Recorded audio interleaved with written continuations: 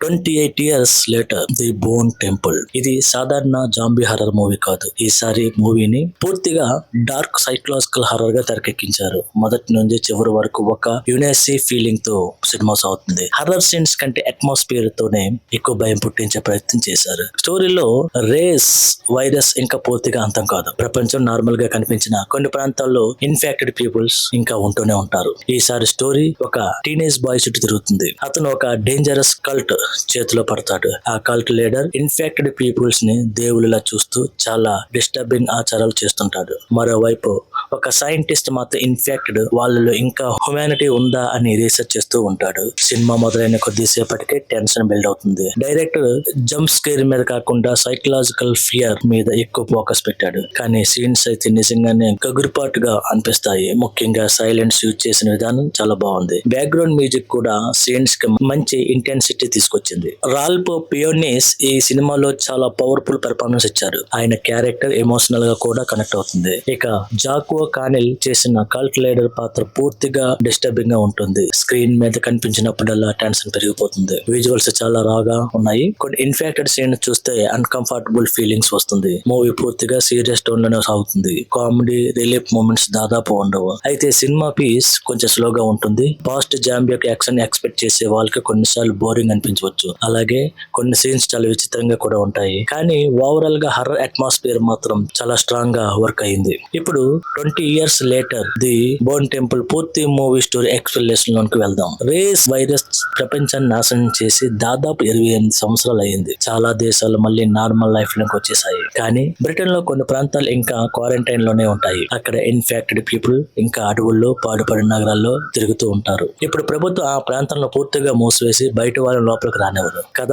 Spike అనే teenage bye తో మొదలవుతుంది. అతను తన తల్లి ఇస్లాతో కలిసి ఒక చిన్న ఐసోలేటెడ్ కమ్యూనిటీలో జీవిస్తూ ఉంటాడు. వాళ్ళ గ్రామం బయట ప్రపంచానికి ఆల్మోస్ట్ కట్ ఆఫ్ అయి ఉంటుంది. ప్రతిరోజు వాళ్ళు ఇన్ఫెక్టెడ్ దాడి భయంతోనే బాగుతూ ఉంటారు. స్పైక్ చాలా క్యూరియాసిటీ బాయ్. బయట ప్రపంచం ఎలా ఉందో తెలుసుకోవాలన్న అతనికి ఆసక్తి. కానీ పెద్దవాళ్ళు మాత్రం బయటికి వెళ్ళొద్దని స్ట్రిక్ట్ రూల్స్ పెడతారు. ఒక రోజు స్పైక్ తన ఫ్రెండ్స్ తో కలిసి ఫారెస్ట్ లోకి వెళ్తాడు. అక్కడ వాళ్ళు ఇన్ఫెక్టెడ్ పీపుల్స్ ని చూస్తారు. మొదట వాళ్ళు స్లోగా కనిపిస్తారు. కానీ ఒక్కసారిగా రైడ్ మోడ్ లోకి వెళ్లి అటాక్ చేస్తారు. స్పైక్ బేర్లీ ఎస్కేప్ అవుతాడు. అక్కడే అతను ఒక షాకింగ్ విషయం చూస్తాడు. కొంతమంది ఇన్ఫెక్టెడ్ పీపుల్ సాధారణ రాక్షసుల్లా కాకుండా ఒక కల్ట్ లా ప్రవర్తిస్తున్నారు. వాళ్ళు ఒక పెద్ద టెంపుల్ దగ్గరికి చేరి వింత ఆచారాలు చేస్తుంటారు. ఆ కల్ట్ కి లీడర్ జిమ్మీ క్రిస్టల్. జిమ్మీ ఒకప్పుడు బోధకుడు.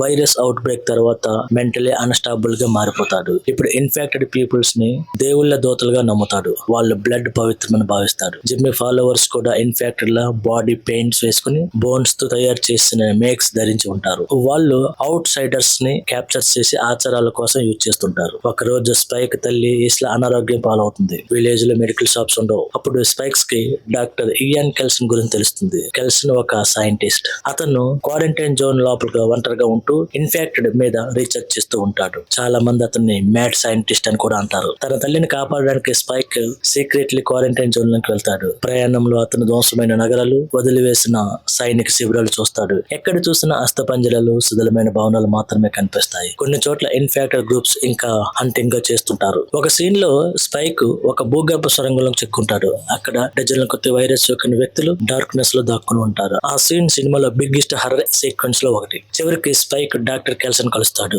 రాల్ఫ్ ఫియెనెస్ చేసిన కెల్సన్ పాత్ర చాలా మిస్టీరియస్ గా ఉంటుంది. మొదట అతను స్పైక్ ని చూసి భయపడతాడు. కానీ తర్వాత అతను సేవ్ చేస్తాడు. కెల్సన్ ఒక షాకింగ్ విషయం చెప్తాడు. వైరస్ ఇన్ఫెక్టెడ్ వాళ్ళలో కొంతమందికి ఇంకా మెమోరీస్, ఎమోషన్స్ మిగిలి ఉన్నాయని చెప్తాడు. వాళ్ళు పూర్తిగా రాక్షసులు కాదు. వాళ్ళలో కొంత హ్యుమానిటీ ఇంకా బ్రతికే ఉందని ఎక్స్ప్లెయిన్ చేస్తాడు. అతను ఒక ఫిమేల్ ఇన్ఫెక్టెడ్ ని చూపిస్తాడు. ఆమె తన చిన్న పిల్ల ఫోటోని ఇంకా దగ్గర పెట్టుకుని ఉంటుంది. ఇది చూసి స్పైక్ కంప్లీట్లీ షాక్ అవుతాడు.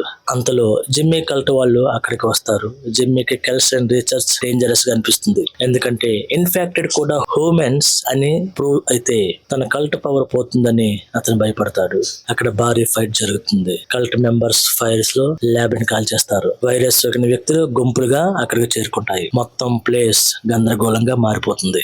కెల్సన్ స్పైక్ ని తీసుకుని ఎస్కేప్ అవుతాడు. కానీ బయటకు వస్తున్నప్పుడు ఇస్లాకు ఎప్పటికీ వ్యాధి సోకిందని తెలుస్తుంది. హంస్లోన్లీ రేకే సిమ్టమ్స్ చూపించడం మొదలు పెడుతుంది. స్పైక్ ఎమోషనల్ గా బ్రేక్ డౌన్ అవుతాడు. తన తల్లిని సేవ్ చేయలేనని అర్థం చేసుకుంటాడు. కెల్సన్ తన హార్ట్ బ్రేకింగ్ ట్రూత్ చెప్తాడు. వైరస్ నివారణ కాదు, అది మనుషుల్లోని కోపాన్ని బయటకు తీసుకొస్తుంది. అయిపోతుంది. చివరికి ఇస్లా పూర్తిగా ఇన్ఫెక్టెడ్ గా మారిపోతుంది. కానీ తన కొడుకును అటాక్ చేయకుండా లాస్ట్ మూమెంట్ లో కంట్రోల్ చేసుకుని తానే క్లిప్ నుండి దూకి చనిపోతుంది. స్పైక్ అక్కడ ఎమోషనల్ షట్టెడ్ అవుతాడు. క్లైమాక్స్ లో జిమ్మీ భారీ ఆచారం చేస్తాడు. వందలాది మందికి వైరస్ సోకిన వారిని టెంపుల్ దగ్గరగా గ్యాదర్ చేస్తాడు. అక్కడ cult followers home and sacrifice ఇవ్వబోతుంటాడు. స్పైక్ కెల్సన్ కలిసి అక్కడికి వెళ్లి ఫైట్ చేస్తారు. అక్కడ ఫుల్ గందరగోళం జరుగుతుంది. మిలిటరీ హెలికాప్టర్స్ కూడా అటాక్ చేస్తాయి. టెంపుల్ మొత్తం ఫైర్ లో కాలిపోతుంది. చివరిలో జిమ్మీ ఇన్ఫెక్టెడ్ చేతుల్లోనే చనిపోతాడు. కెల్సన్ మాత్రం స్పైక్ ని సేఫ్ జోన్ కి పంపిస్తాడు. కానీ తాను క్వారంటైన్ జోన్ వదిలి వెళ్ళడు. ఎందుకంటే ఇన్ఫెక్టెడ్ కూడా హోమన్ అని ప్రపంచానికి ప్రూవ్ చేయాలని అతను నిర్ణయించుకుంటాడు. ఎండింగ్ లో స్పైక్ సేఫ్ జోన్ చేరుకుంటాడు. కానీ టీవీలో మరో దేశంలో స్ట్రేంజ్ రేస్ అటాక్స్ మొదలయ్యాయని న్యూస్ వస్తుంది. అంటే వైరస్ ఇంకా పూర్తిగా అంతం కాలేదని మూవీ హింట్ ఇస్తుంది. ఇక్కడతో ఈ మూవీ ఎండ్ అవుతుంది. మీరు ఈ మూవీ ఆల్రెడీ చూసి ఉంటే మీ ఒపీనియన్ కామెంట్ లో చెప్పండి. ఇంకా ఇలాంటి హానెస్ట్ మూవీ రివ్యూస్ కోసం మన ఛానల్ సబ్స్క్రైబ్ చేయడం మర్చిపోవద్దు. Thank you.